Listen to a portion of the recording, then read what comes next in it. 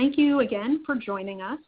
Welcome to the University of Southern California Leonard Davis School of Gerontology's webinar on the role of home modification in Florida. We are excited to discuss home modification, how it can support aging in place, some Florida-specific home modification topics, as well as a new educational opportunity on home modification for professionals in Florida. We will address all questions at the end of the two presentations, and again, you can feel free to use the chat feature at any time in the lower left corner of your screen. Today we will have two presentations. First, I will present. My name is Emily Neighbors. I'm the Program Manager of the Fall Prevention Center of Excellence at the USC Leonard Davis School of Gerontology. I educate service providers and professionals on home modification with on fall prevention with a focus on home modification and aging in place strategies. I have evaluated, provided technical assistance to, and co-led community fall prevention coalitions since 2008, and I'm an instructor in our online executive certificate in home modification program for professionals. And the topic is on building local home modification coalitions and increasing community awareness. I'm also on the steering committee of the California Statewide Fall Prevention Network and a founding member of the National Home Safety and Home Modification Work Group.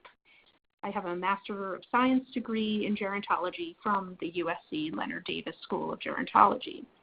And I will be providing an overview of home modification with some Florida-specific information, and hopefully I'll shed some light on the impact of home modification, the impact it can have on people's ability to live and age in their homes.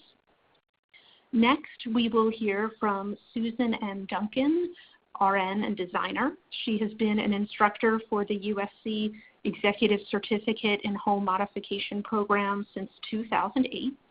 She brings more than 35 years of hands-on consulting experience in virtually all facets of inclusive design and construction to her teaching. She is the founder and principal of the ABCs of Accessibility, Inc., established in 1978, and it is dedicated to providing universal and accessible design consulting services to support the unique goals and needs of residential, public, and private sector clients. She has combined her extraordinary depth of experiences to assist thousands of individuals to build and modify homes to meet the overarching goals of creating options, independence, and enhancing quality of life. Susan is a registered nurse and has a degree in nursing from the Sacred Heart School of Nursing and an Associate of Arts in Interior Design. She will describe an exciting new online home modification training available to professionals in Florida, supported by the Retirement Research Foundation. And lastly, I wanted to mention that we are able to provide continuing education units for occupational therapists participating in this webinar. If you are interested, please email me at emily.nabors, Nabors, @usc.edu.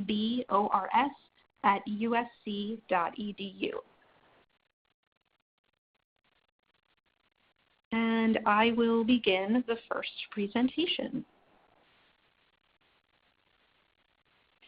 To give you a bit of background on the Fall Prevention Center of Excellence and the Leonard Davis School of Gerontology, we are the first and largest school of gerontology in the world, and our faculty and staff have over 30 years of experience conducting applied research in home modification, universal design, and fall prevention.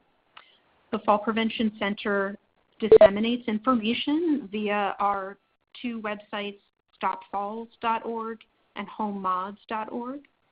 We offer professional online training through our Executive Certificate in Home Modification program, and this is for professionals working directly and indirectly with older adults.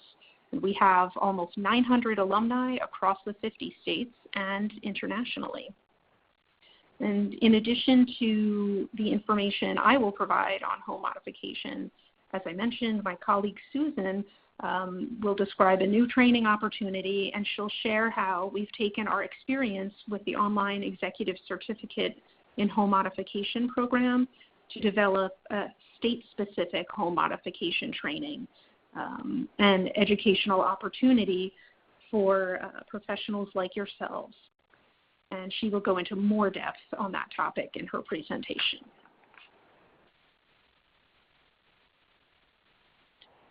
The trainings that we've done have led to a network of professionals kind of on the ground making an impact in their own communities across the country.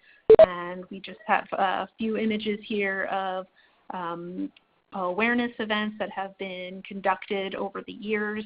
As well, the website homemods.org also offers a national directory of home modification resources, and many of our alumni from our training programs are listed in this directory of home modification and home repair providers. And you can use a search function to search by state, by zip code, by keyword as well. Being located at the Leonard Davis School of Gerontology, our work is conducted through the lens of gerontology, and I wanted to provide some context looking at the older adult population, which is growing very rapidly. In 2017, the population of the U.S.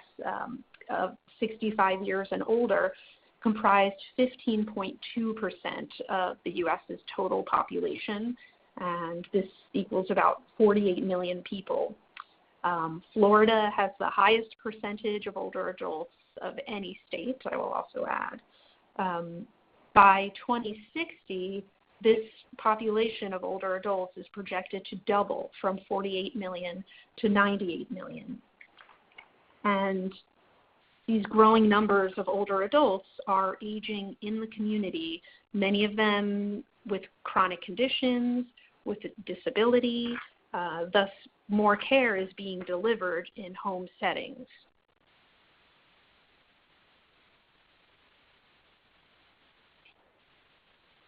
And we need to consider whether the housing stock in this country is really meeting this growing demand.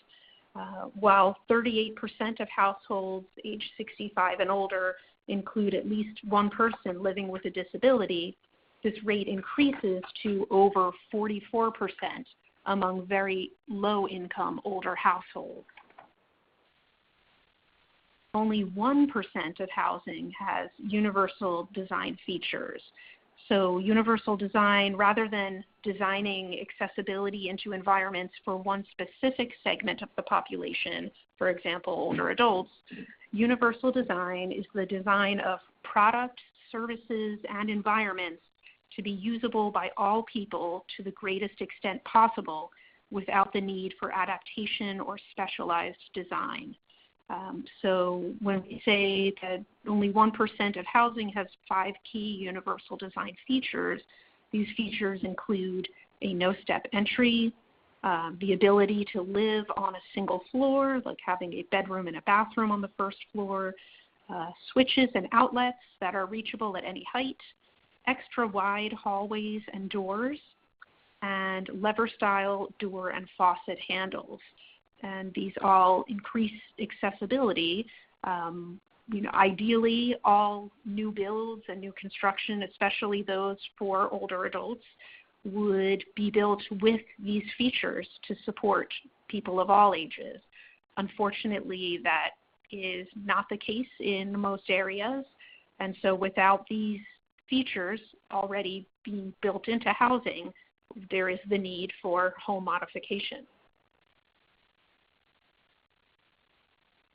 I wanted to include this image or resource that's from the U.S. Census, and it highlights accessibility and aging issues, the fact that many older adults do have difficulty conducting activities of daily living, including bathing and dressing, difficulty walking, and difficulty using particular rooms in their home. So when we think about the home and we think about design, when considering the older adults, the aging population, or people living with disabilities, it is important to consider the individual as well. And this kind of highlights another reason why we offer our training. We aim to provide the tools for practitioners, tradesmen, craftsmen, provide the tools necessary to support aging individuals to combat accessibility challenges, affordability issues, and really address the need for in-home care, which is increasingly taking place in home settings in the community, and to combat the potential for in-home isolation and life-threatening injuries such as falls. So so far we've been looking at some national statistics, but let's take a closer look at Florida. 20.1% of Floridians are age 65 and older, and this equals over 3.8 million older adults. In Sumter County, Florida, this county has the highest median age in the U.S. of 67.1 years. So the median age is the age where half of the population is younger and the other half is older. And as some of you may know, Sumter County is home to a large retirement community, but not only has it been the county with the highest median age, it also showed the highest median age increase, and it jumped from 49.2 years in 2000 to 67.1 years in 2016. So that's an increase of 17.9 years. Charlotte County, Florida is also up there with a median age of 58.8 years. And just to give you a comparison, the nation's median age is 37.9 years, or this was in July of 2016. So that's quite a difference. In addition, 33.5% of older Floridians have a disability. This could include hearing or vision impairment, cognitive or mobility disability, or a self-care difficulty. As well, 8.6% of individuals under the age of 65 in Florida also have a disability. And looking at Florida's housing, a large percentage of Floridians, older Floridians, are homeowners, 82.3%, and almost 40% of Florida's housing was built in 1979 or earlier. Another relevant fact is that almost 25% of all occupants moved into their current home in 1999 or earlier. So people are aging and their needs are changing over time, but homes are aging and changing over time as well. And the majority of older adults would prefer to remain in their homes as they age, yet homes that once may have been supportive might present problems over time that could become barriers to activities of daily living and could be hazards that lead to falls. So coming from the Fall Prevention Center of Excellence specifically, we also look at the role of home modification within fall prevention. It plays a key role. Research has shown that A multifactorial fall risk intervention is optimal. There's a range of things that can increase the risk of falls. So an intervention to reduce fall risk, it has a variety of components. These key components are an assessment by a health professional to identify a person's individual fall risk factors and look at their medications that could have side effects that increase the risk of falls, or chronic conditions, their vision. Then we also look at physical activity, an individual's gait, balance, and flexibility. And we assess the home and make modifications to address any hazards that are found.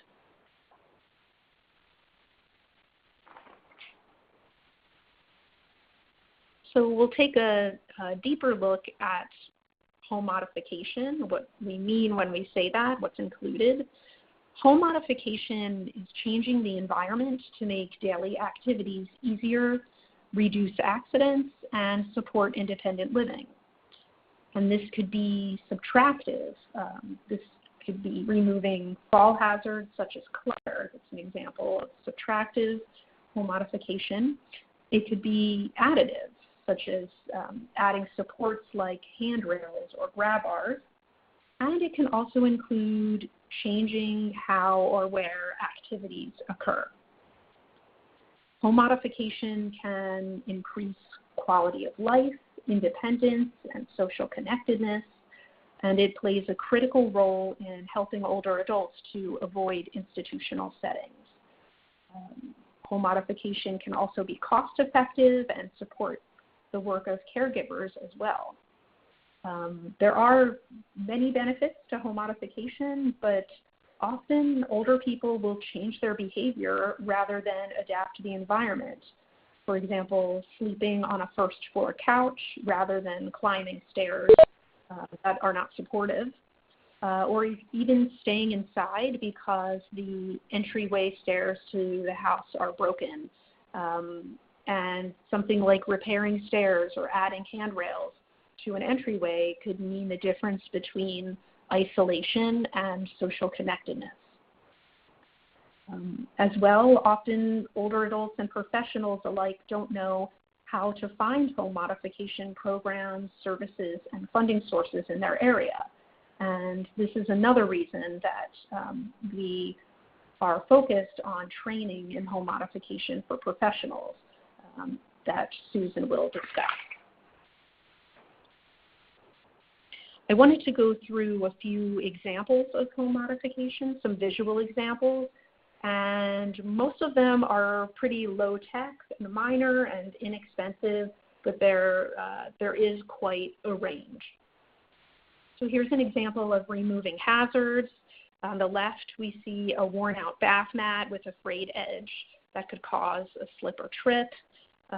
When possible, it's ideal to remove throw rugs and scatter mats or secure them with floor grippers. And as you can see on the right, you can find different products based on your flooring at your local home improvement store or home and garden store. Here's one example of adding supports. Many falls happen in the bathroom where there are lots of slippery surfaces. In the picture on the left, the soap dish and towel rack are not designed to support a person's body weight and should not be used as grab bars.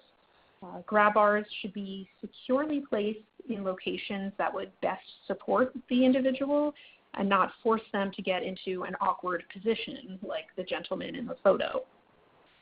The picture on the right shows a more supportive shower area. It has securely installed grab bars, a handheld shower head, shower bench, and non-slip or textured tile flooring. It's also been modified to have no steps in order to get in. And this picture is from Eschaton, which is based in Northern California. Another type of support is just ensuring that there's adequate lighting. this, for tasks such as reading, but also to be able to see trip hazards that may be lying about on the floor. And another example of supports here in the kitchen, pull out shelves to reduce the need for bending down very low and possibly losing balance. On the right, we see countertops at different levels to support different activities, and also there's a stool for someone to sit while they're preparing a meal as opposed to standing when they're doing that activity. And another image here that shows space under the sink. So a person who uses a wheelchair could access the sink. And again, counter heights at counters at varying heights. And then removing hazards and adding supports. On the left, there's plenty of clutter that would actually keep a person from using the handrail that's there. That's on the left. And then on the right, the stairs are free of clutter, and it's ideal to have handrails on both sides of the stairs. This can help if a person tends to use one side of their body, for example, if they've had a stroke, or if they're just carrying something up and down the stairs. And not pictured, but also helpful, you can mark edges of steps with contrasting tape or paint to highlight where the edge of each step is, which can be helpful if an individual has vision problems. And it's also best to have light switches at the top and bottom of the stairs to make sure that you're always climbing the stairs in the light. And lastly, just some examples of changing behavior. Sometimes the things we do really can increase the risk of falling. This includes carrying things while walking, not paying attention while walking, which I'm sure most of us are guilty of at one point or another, climbing on unsteady stools or chairs, or reaching far down to get something in a cabinet close to the ground. So key recommendations: it's ideal to take your time, make several trips or ask for help, and keep frequently used items in easy to reach places. If climbing is necessary, use a stepladder that's very sturdy with a safety bar or hand grip. And for lightweight items, you can use a long-handled reacher as shown in the picture on the right. And there are definitely some Florida-specific home modification challenges when it comes to the weather and climate. Hurricanes are becoming increasingly more common or perhaps more severe. They can lead to sea level rise and flooding. There's also humidity, which could cause it to be difficult to even open and close a door, for example, an exterior door. The sun and the winds as well can take a toll. So these are challenges, but they can also provide opportunities to combine forces with home repair services, weatherization and energy efficiency services, and other related programs. Home modification is actually a process. I've mentioned assessment and installing the modifications, but there's also identifying the problems and specifying solutions, setting priorities and securing funding, and after installing the modifications, following up to ensure that they are effective and that the individual is using them as they were meant to be used. It's important to include the client or individual throughout this whole process. And I wanted to also say a brief word about occupational therapists. They really consider not just the environment, but the individual's goals and preferences and how the person interacts with their environment. Occupational therapy provides clients with tools to optimize their home environments relative to their abilities and promote their full participation in their daily life activities. An occupational therapist can assist designers and architects in helping to ensure that designs align with a person's skills, the requirements of an activity, and the demands of the environment to try to promote optimal function, health, and well-being. And home modifications can really benefit clients of all ages with health conditions, disability, by supporting the performance of their daily activities, their safety, and their well-being. And this may include strategies such as adaptive equipment, lighting, or family or caregiver training, and remodeling recommendations. So when making home modifications, it's ideal to make the home environment work for the individual rather than against them. In addition to occupational therapists, this process of home modification requires collaboration. There are many different types of professionals involved, and Susan will describe that in more detail. But I just wanted to include this quote that I thought was very relevant about design professionals working together with service providers when working with older adults.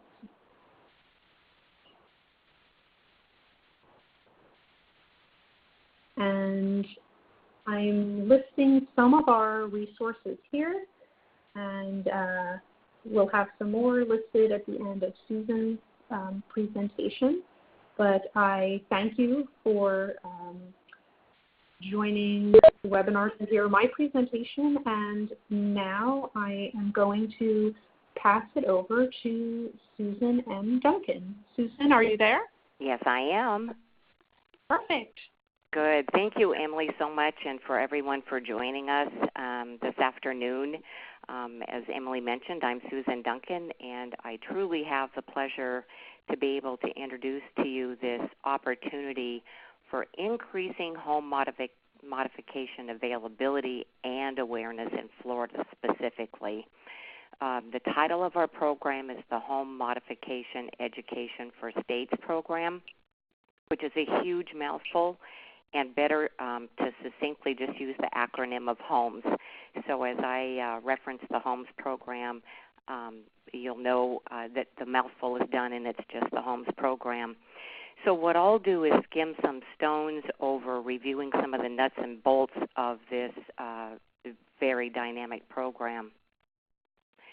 What we know is that homes are long-term care settings, now more than ever. I mean, it just continues to increase that people want to stay in their home and age in place. But unfortunately, there's a lack of qualified, efficiently networked home modification workforce that can recommend and make changes to meet the coming demand. So back in the day when we had our classes on supply and demand, I want to sort of put this in perspective for you in a little bit greater detail. We found inadequate supply of qualified home modification providers that can help provide supportive home environment services. So while there's the availability of products, programs, and services, what does the consumer know about that? How do they know to reach information that may help them support them in their home environment? So in terms of the demand, since aging is gradual, as Emily has keenly noted, consumers become accustomed to make do in their home, and they don't realize that our products and services are available to support their comfort or convenience or safety. We're all creatures of habit and often are more likely to change our behavior before we modify our home. After all, it'll probably look institutional. We won't want it anyway, right? And besides, in the few advertisements that we do see about home modifications, often it looks very institutional and people don't want that in their home. So, seeing anything that's in print that shows desirable and aesthetically pleasing environments is few and far between. So basically the demand is low because the recognition is low, not necessarily because the need is low. In Florida, of all states, we know, after Emily's great detail in numbers, where we are with our older population. So from the university perspective, we looked at how we can educate and serve consumers when they may not recognize the need. So we look for opportunities, and this program that we're going to share with you in a minute is a result of one of those outreach opportunities.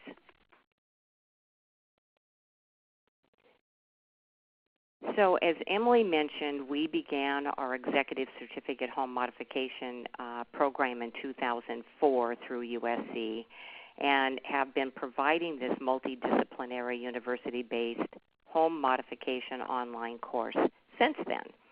Our goal is certainly to develop and support skilled, educated, and networked professionals. As a university, we're a nonprofit. And as Emily also mentioned, we have over 900 students that have become our alumni in our program across all 50 states and certainly internationally. Our website, homemods.org, is very rich in home mod resources and a national directory of home modification professionals. So we invite you after our webinar today to visit the homemods.org site and learn a little bit more about what we have there. So our Homes project, the primary goal is to develop and test innovative state-specific online training programs designed for a long-term replication that will help facilitate older persons' ability to age in place. So given our long history in this area, last year we approached the Retirement Research Foundation with the idea that with a state-based home mod education training program that would encourage partnerships and network building, it would help to address the growing number of older adults aging in the community where care is being delivered. Lucky for us, they agreed and selected 3 states. Florida, of course, is one of them, which is why we're with you today. Wisconsin and Illinois are the other 2 states, and we've completed the test programs with those 2 states.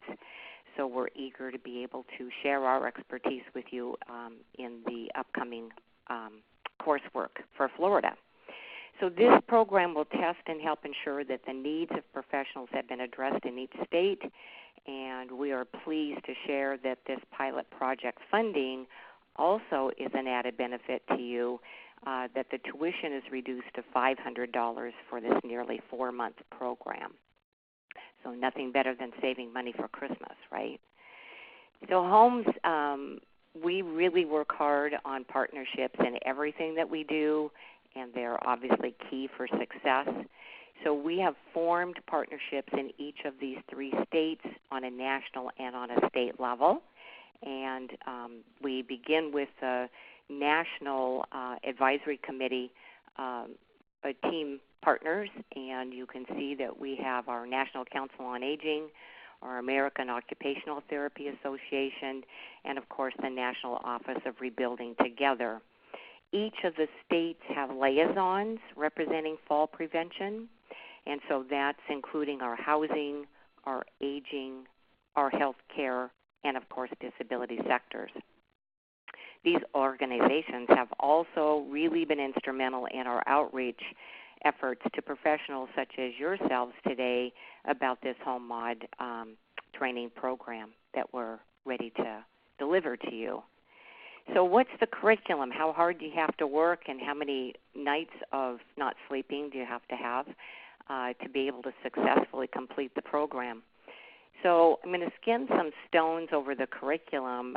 It's a total of 5 courses. They're highly interactive. This is not something where you just sit at your computer and don't feel engaged in the classroom, so to speak. Each one is about 2.5 weeks total, and then week 5 is a single week. So that's roughly the timeline for each of the courses. The Course 1 class is laying the foundation, and it's aptly named that because it really is the foundation for helping us understand and helping you understand what a home modification is and what it includes and why it's important in Florida, the barriers to home modifications in Florida, along with policies. So we cover important aspects of universal design, relationships to home mods. We review the role of assessment tools and safety checklists, and certainly innovative ways of mainstreaming home modifications. So it's chock-a-block full of foundational information from which then you take that knowledge in that building block and enter into Course 2.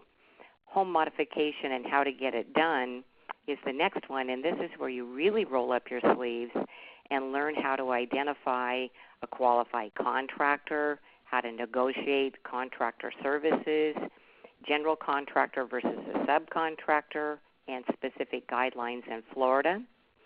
We share with you how to read architectural plans and drawings, which is often a stumbling block for people who are not skilled in that knowledge base. And we learn about design tools.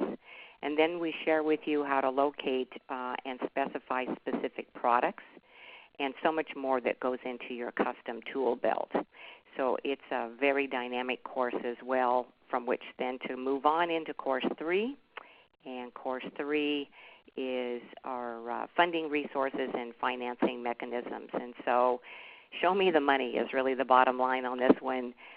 We cover how to fund home modifications. Often we can go in as professionals and make recommendations, and then a big stop sign comes up because there's no money available from the client, and then you don't know where to go in the community to really see if there's some other programs that maybe you could tap into.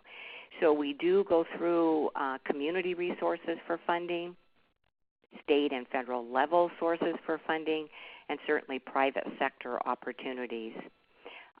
You have a ginormous influx of winter residents, also known as snowbirds and all other kinds of terminology that we've used over years. So addressing the rental housing issues in Florida is also an important topic in this course. What do you do when somebody rents a home for, the 4 or 5 months that they might be living in Florida and then returning to their home states? We also include information about the role of the realtor and home modifications in Florida, along with assistive technology resources and certainly tax benefits in Florida specifically. So as you leave Course 3 with all the money, you move into Course 4, and you're on board with all the vital needs for home mods. You have all the funding knowledge, but now how can you elevate and spread community awareness? And as Emily acknowledged, this is her course that she teaches, and does an excellent job at doing that, and it provides you with all the important tools for you to succeed in building strong, effective community coalitions. You'll learn about your basic coalition building, how to create and implement a home modification action coalition, as well as how to engage community members in outreach educational events and marketing your home mod services. All this and more is really packed into this course. And then as you leave that, you go into the ethics course, Course 5, the final course, which is 1 week long. And this short course is designed to raise your awareness of ethical issues related to home mods. We touch on why ethics are important, what might be considered unethical.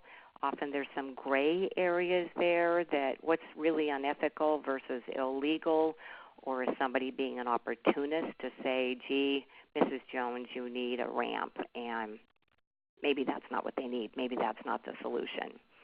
We look at short-term and long-term home modifications with chronic progressive diseases. So let's say we have a client with Lou Gehrig's disease, for example. What's appropriate to recommend, knowing that sometimes the progressive disease has a shorter lifespan than others? Is it okay to come in and say, I recommend you modify your bathroom. So we address all those in this ethical coursework. And so there's so much to consider when you're a part of a team, and when you question somebody's ethics on a project, it's good to know where you stand on those and be reflective about that. So we wrap a bow around all of that by you completing a final certification course that covers all those course materials. So that's how we finish up the curriculum on that. So we could talk for hours, of course, on more details of what goes on, but we want you in class so we can share all that information with you. The program is designed to be flexible. This is really about you weaving your daily life into learning and investing in yourself. It's an opportunity for you to glean additional knowledge at your fingertips with all the resources and the time just focused on your learning opportunity. We have email exercises.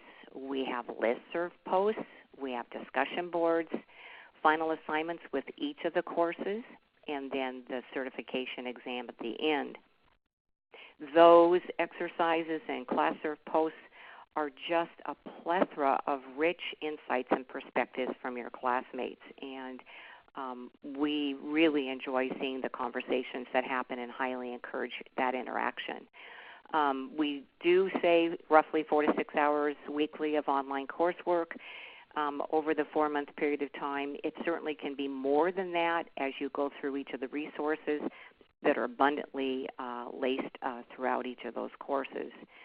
The instructors, it's just really, I don't know how else to say it, it's really something else to be able to have the pleasure to be an instructor with this program. Each of the instructors have extensive backgrounds in this ever-evolving field of home mods.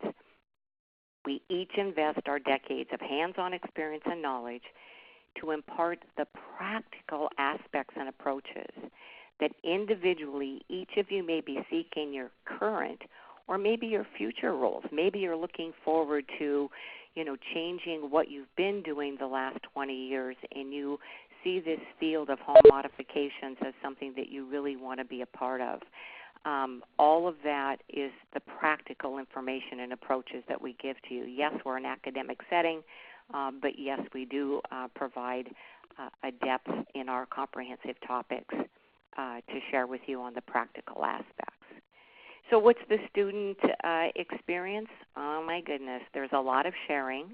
There's a lot of aha moments. We are totally here after you're done with the program. We are a click away, each of us instructors, long after your graduation. And it's one of the joys that we have is to hear back from you, to hear how you've garnered information from the course and then applied them and intertwined them in your day-to-day reality. We also are looking to create a platform for Florida students to stay in touch after the program to establish partnerships and peer-to-peer networking.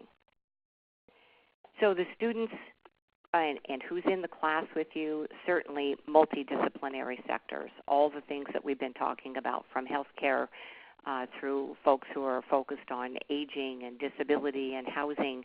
That cross-discipline work really does help enhance the learning of the students to understand where the insights and perspectives are. For example, a contractor certainly knows how to modify a bathroom, whereas an OT and a PT professional knows how to complete a custom client assessment process to ensure that the recommended modifications will support the individual long-term client needs.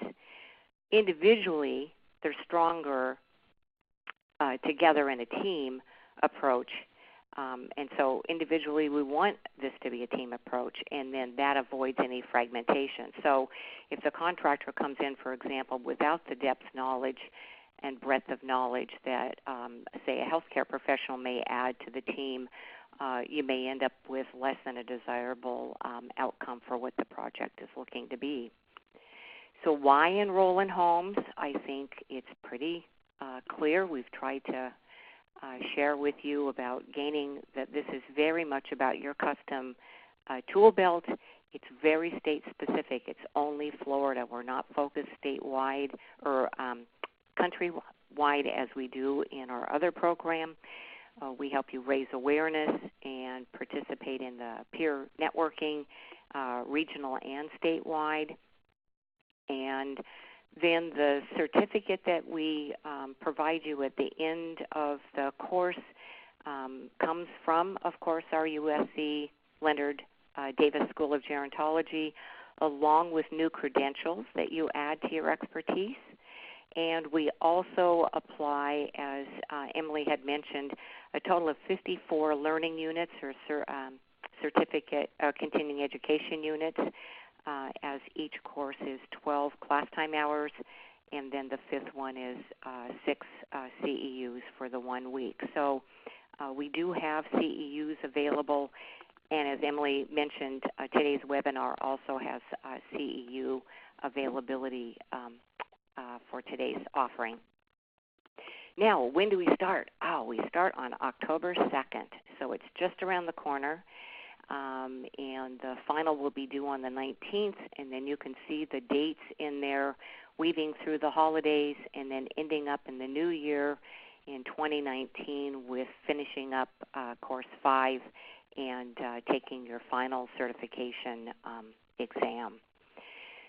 We have all the possible links that you could want between Emily's links and these links to be able to register. We have a limited number of spaces for the class. We keep it small, and we really are hopeful that you'll join us in this program and help us build on the importance of having a pilot like this to move forward with. So we welcome back to you questions and discussions, and Emily's going to take over. Thank you, Emily. Sure. Thank you so much, Susan. That was a really great overview of our training program. And I do see some questions coming in through the chat feature. Please go ahead and keep them coming. One question is this PowerPoint available after the webinar, and how do we access it? Yes, the PowerPoint is available, and we are going to email a link to view it out to everyone who registered for the webinar. It will be available on the link that Susan just showed, and I'll pull it up again. homemods.org/homes is where the webinar will be viewable, but yeah, again, we'll send you a link to that once it is up and ready for viewing. And there's a question, what is the cost of for each course? With this being a pilot, and this is the only offering of the Florida pilot at this time, we are not offering the ability to sign up for just one course individually. So it needs to be, people will sign up for all 5 courses. In our executive certificate in home modification program, the countrywide program, if you will, that one you can go through courses individually.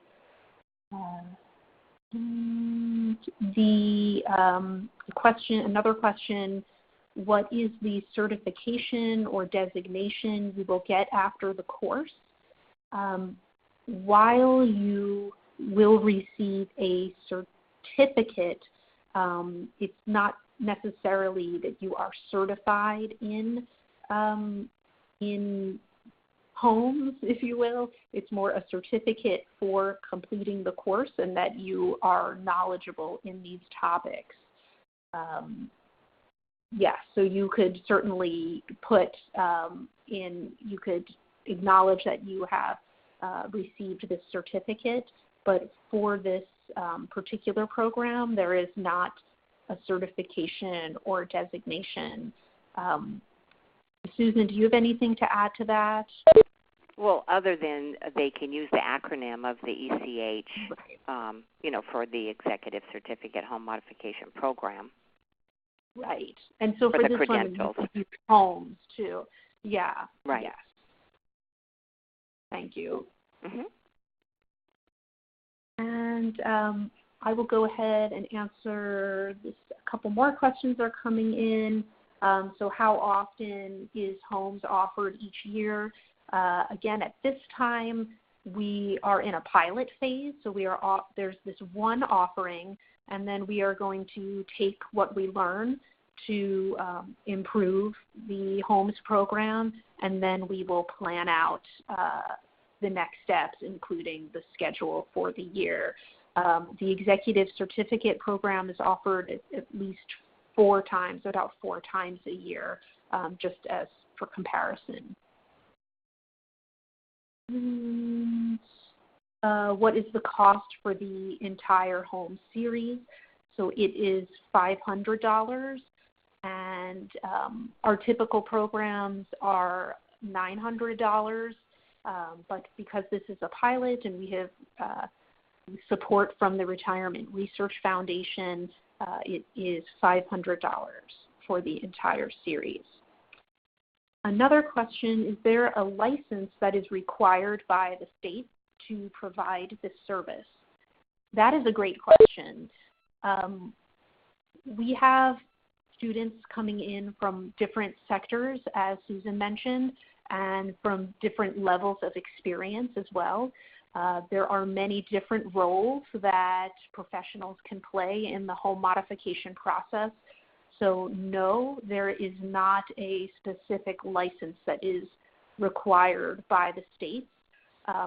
Certainly, it's ideal if you're conducting an in-depth home assessment. It would be great to work with an occupational therapist.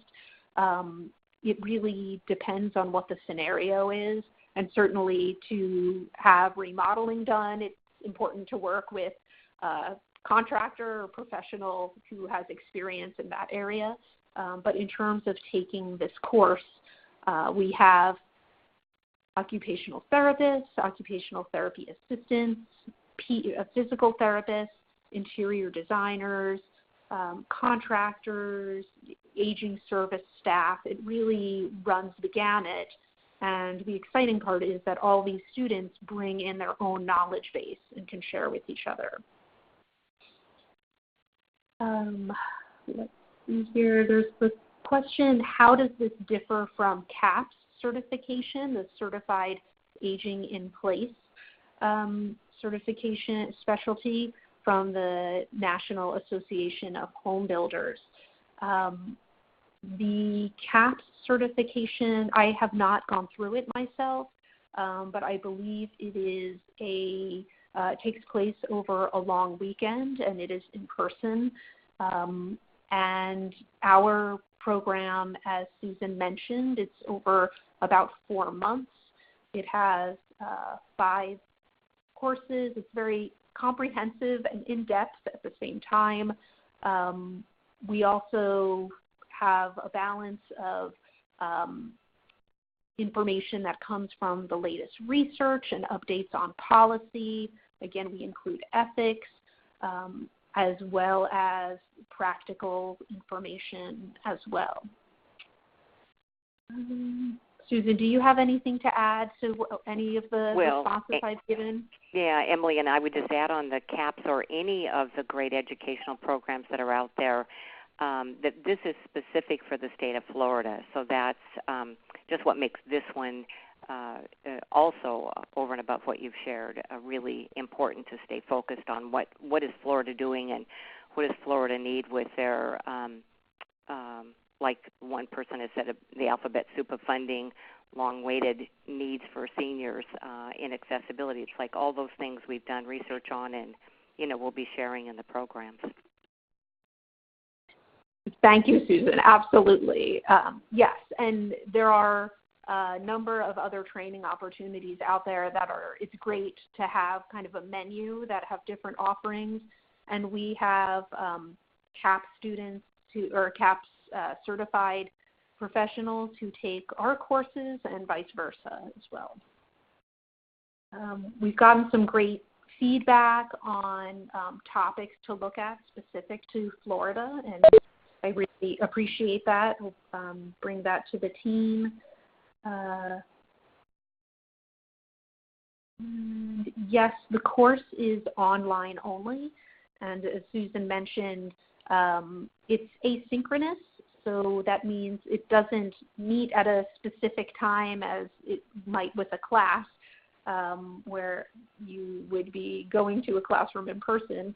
This has a start date and an end date for each course, and it's up to you when you actually complete the assignments, or it's up to you when you work on the assignments and go through the lecture, although you need to complete each course's assignments within the course, the dates that that course is active, if you will.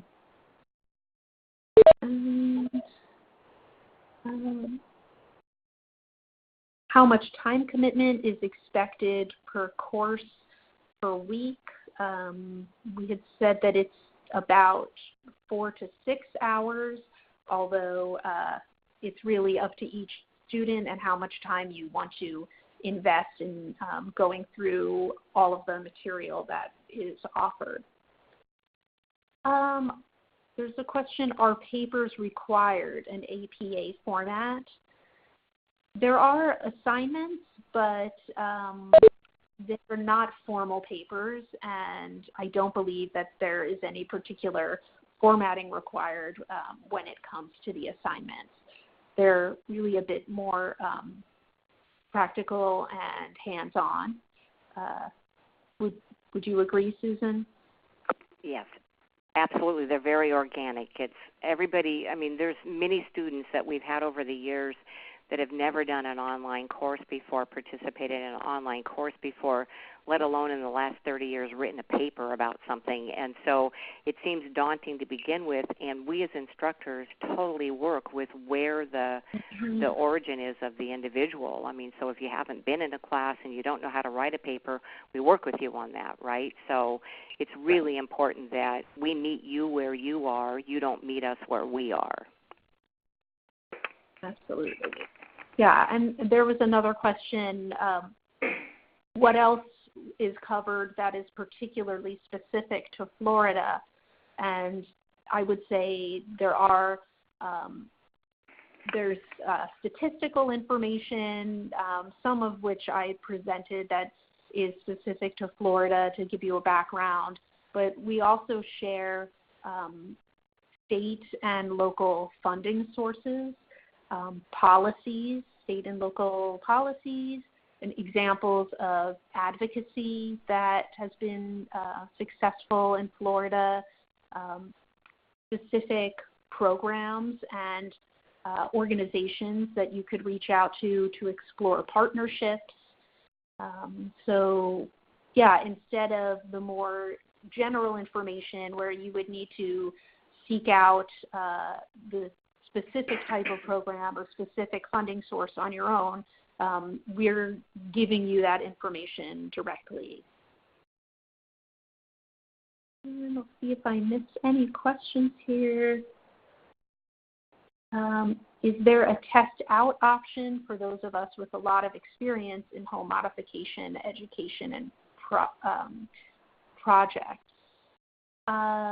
We do not have that, and maybe we could follow up with the person that asked that question individually. But again, there are students coming in from all different levels of experience, but the information is pretty comprehensive and goes through different sectors, if you will. So there should be something for everyone, as well as the Florida-specific details. And how many are we allowing into the pilot class? We would need to cap it at, we're aiming for 20 to 30 people. We try to really keep the classes around 25 people, so it's kind of a nice group that can, kind of a nice intimate group that can learn from each other. And to respect everyone's time, again, we're so glad you could join us. You will receive a really brief evaluation, and it would be so helpful if you could let us know what you thought of the webinar. We are also happy to answer any questions after the webinar. I believe that you have at least my email address. And yeah, again, thank you so much, and we hope to hear from you. Take care and have a great rest of your day.